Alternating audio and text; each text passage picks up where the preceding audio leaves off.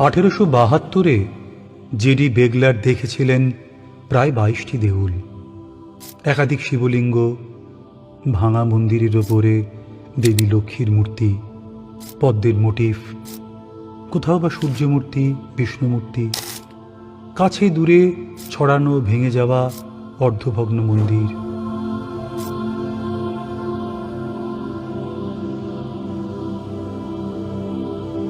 উনিশশো 1959-60 archaeological survey of ইন্ডিয়ার পক্ষ থেকে দেবলা মিত্র তেলকুপির 26টি মন্দিরের বর্ণনা দিয়েছিলেন। উড়িষ্যার ময়ূরভঞ্জের রেখো দেউলের এক নিজস্ব বঙ্গীয় রীতি গড়ে উঠেছিল এখানে শতকের পর শতক ধরে।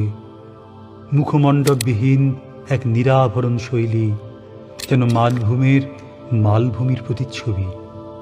সেকালে শ্রাবক বা স্বরাগদের প্রবর্তনায়, শ্রেষ্ঠীদের সাহায্যে কত দূর থেকে আসা মানুষ এইখানে এক বাণিজ্য নগরে, মন্দির নগরে গড়ে তুলেছিলেন। তো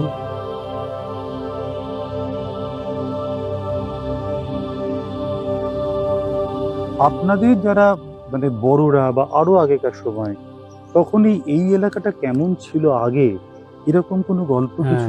নিজের চোখে তারা কিন্তু 13টা-14টা মন্দির দেখেছে।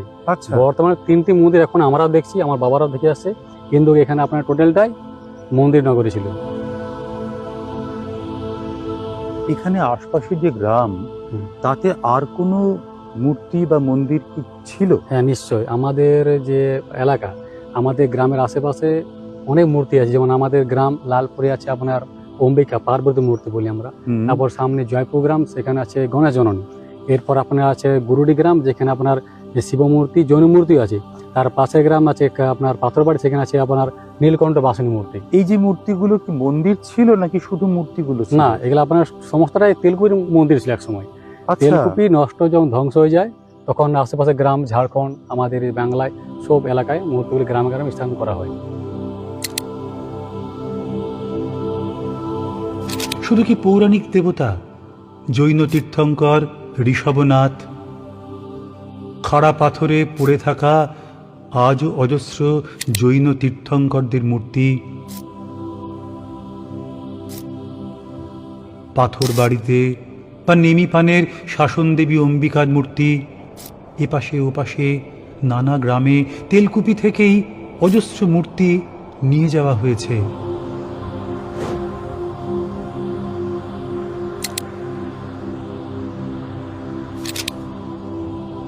নবম থেকে দ্বাদশ শতকে এক বাণিজ্য ক্ষেত্র